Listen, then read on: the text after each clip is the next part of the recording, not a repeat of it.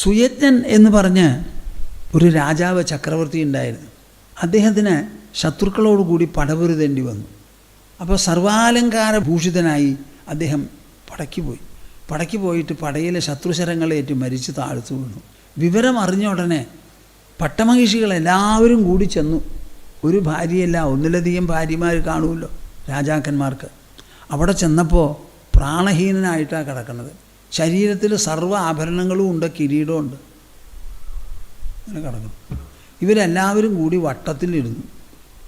വട്ടത്തിലിരുന്ന് സ്ത്രീകൾ എന്ത് ചെയ്യും? കരയാൻ തുടങ്ങി. ഓരോന്ന് പറഞ്ഞ് കരയാം. അതിനെൻ്റെ വേറെ എന്താ ചെയ്യുക? എന്താ ഈ സൂര്യൻ അസ്തമിക്കാറായി, ശവം വിട്ടുകൊടുക്കണ ഏർപ്പാടില്ല. പട്ടമഹിഷികളായതുകൊണ്ട് ആരാ വരിക? മന്ത്രിമാർക്കൊന്നും വരാൻ പറ്റില്ല, സ്ത്രീകളാണ്. പിന്നെ ആരാ? രാജാവിൻ്റെ സ്ഥാനത്തിലുള്ള ഒരാൾ. രാജാവിനും രാജ്യമാർക്കും അറിയാൻ പറ്റാവുന്ന വല്ല രാജസുഹൃത്തും ഉണ്ടെങ്കിൽ ആ ആൾക്കേ അവിടെ വരാൻ പറ്റുള്ളൂ. അങ്ങനെ ഒരാളില്ല. അപ്പോൾ സൂര്യൻ അസ്തമിക്കാറായി, സ്ത്രീകളാണെങ്കിൽ കരച്ചിൽ നിർത്തുന്നില്ല, ശവം കൊടുക്കണമില്ല എന്ന് കണ്ടപ്പോൾ യമധർമ്മരാജാവ് തന്നെ പുറപ്പെട്ടു ഒരു കുട്ടിയുടെ വേഷത്തിൽ. ചെറിയ കുട്ടികളെന്ന് പറയുമ്പോൾ എപ്പോഴും സ്ത്രീകൾക്കൊരാകർഷണം ഉണ്ടാവും, സ്വാതന്ത്ര്യവും തോന്നും. അപ്പോൾ കുണുങ്ങി ആ കുട്ടി അവിടെ വന്നു. എന്നിട്ട് അവരെ നോക്കി സംസാരിക്കുക. ഹേയ്, എന്താ നിങ്ങൾ ഈ കരയണത്? ഞങ്ങളെ വിട്ടൂല്ലോ, പോയില്ലോ, ഞങ്ങൾക്ക് ആരും ഇല്ലല്ലോ, ഇനി ആരാ നോക്കാൻ ഇതാണല്ലോ പറയുക, വേറെ ഒന്നും പറയില്ലല്ലോ.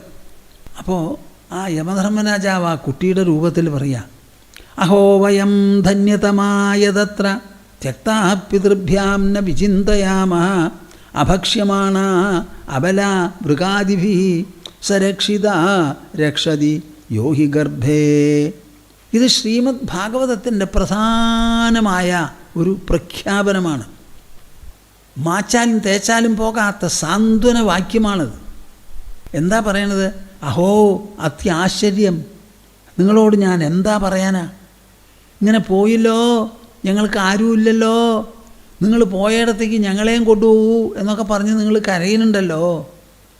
നിങ്ങൾക്ക് എൻ്റെ കാര്യം അറിയാമോ? എൻ്റെ അച്ഛനും അമ്മയും എന്നെ ഉപേക്ഷിച്ചതാണ് വളരെ കൊച്ചിൽ.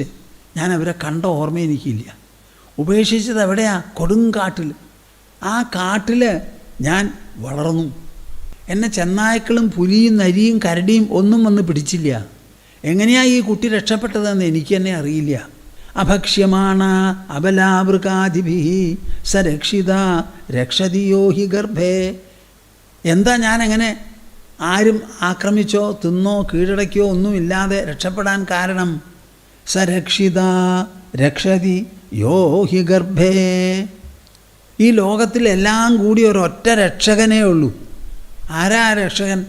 ഗർഭത്തിലിരിക്കുമ്പോൾ ആ ഗർഭസ്ഥ ശിശുവിനെ വേണ്ടതുപോലെ രക്ഷിച്ച് അംഗോപാംഗങ്ങൾ ഉണ്ടാക്കി ക്രമാനുക്രമം വളർന്ന് 9 മാസവും 9 ദിവസവും കഴിഞ്ഞ് ആ കുട്ടിക്ക് സ്വയം ഗർഭപാത്രം വിട്ടു പോകണം എന്നൊരു തോന്നലുണ്ടായി കുതിക്കുന്നത്, അതൊക്കെ ഒരൊറ്റ രക്ഷകനാണ്. അവിടെ അമ്മയ്ക്ക് സ്ഥാനമില്ല, അച്ഛന് സ്ഥാനമില്ല, പഞ്ചഭൂതങ്ങൾക്ക് സ്ഥാനമില്ല. ഉള്ളിലാണ് ഈ പ്രക്രിയ നടക്കുന്നത്, വളർച്ച. ആ ഗർഭത്തിൽ രക്ഷിക്കുന്നത് ആരോ? ആ രക്ഷകൻ തന്നെയാണ്. പുറത്തു വന്നാലും കൂട്ടരെ, നിങ്ങളുടെ ഭർത്താവും രാജാവും ഒന്നുമല്ല നിങ്ങളെ രക്ഷിച്ചു കൊണ്ടിരുന്നത്. എന്നോടൊന്ന് പറയൂ, നിങ്ങളുടെ ഹാർട്ട് അടിക്കുന്നത് ആരടിപ്പിച്ചാ? നിങ്ങളുടെ ലങ്സ്, ശ്വാസകോശം ചുങ്ങി വീർക്കുന്നത് ആര് പിടിച്ച് അമർത്തിയിട്ടും വലിച്ചിട്ടുവാ? ശരീരത്തിലെ ചൂട് നിലനിൽക്കുന്നത് ആര് നിലനിർത്തിയിട്ടാ? ഒന്ന് എന്നോട് പറയൂ. ഏത് ശക്തിയാണോ നമ്മുടെ ഭൂമി എങ്ങനെ ഭ്രമണപഥത്തിൽ കടന്ന് ഭ്രമണം ചെയ്യിപ്പിക്കുന്നത്, അതുതന്നെയാണ് ഈ ഹാർട്ട് അടിപ്പിക്കുന്നത്. അതുതന്നെയാണ് ലങ്സിനെ ചുക്കി വീർപ്പിക്കുന്നത്. അതുതന്നെയാണ് കഴിച്ച ഭക്ഷണത്തിന് ദഹിപ്പിക്കുന്നത്, രക്തമായി രൂപാന്തരപ്പെടുത്തുന്നത്. എല്ലാം ഒരൊറ്റ ഘടകം. ഇത് നിങ്ങൾ മനസ്സിലാക്കണം. അതുകൊണ്ട് നിങ്ങൾ പേടിക്കരുത്. ഞങ്ങൾ ജീവിക്കുമോ, അനാഥകളായി എന്നൊന്നും പറയരുത്. ഇത് ശ്രീമദ് ഭാഗവതത്തിലുള്ളതാണ്. യമധർമ്മരാജാവ് വന്ന് ഉപദേശിച്ചതാ. കേട്ടപ്പോൾ അവർക്ക് സമാധാനമായി. എവിടെ സങ്കടമുണ്ടോ ആ സങ്കടം തീരണമെങ്കിൽ സതുപദേശം കേൾക്കണം. എവിടെ വിഷമമുണ്ടോ ആ വിഷമം പരിഹരിക്കണമെങ്കിൽ സത്യവാക്കുകൾ നിങ്ങൾക്ക് കേൾക്കണം. പണം കൊണ്ടോ പ്രതാപം കൊണ്ടോ ചെക്കെഴുതി കൊടുത്തിട്ടോ ഒന്നും സമാധാനം, ശാന്തി, ധൈര്യം, ആശയത്തെളിച്ചം ഇതൊന്നും ഉണ്ടാവാൻ പോകുന്നില്ല.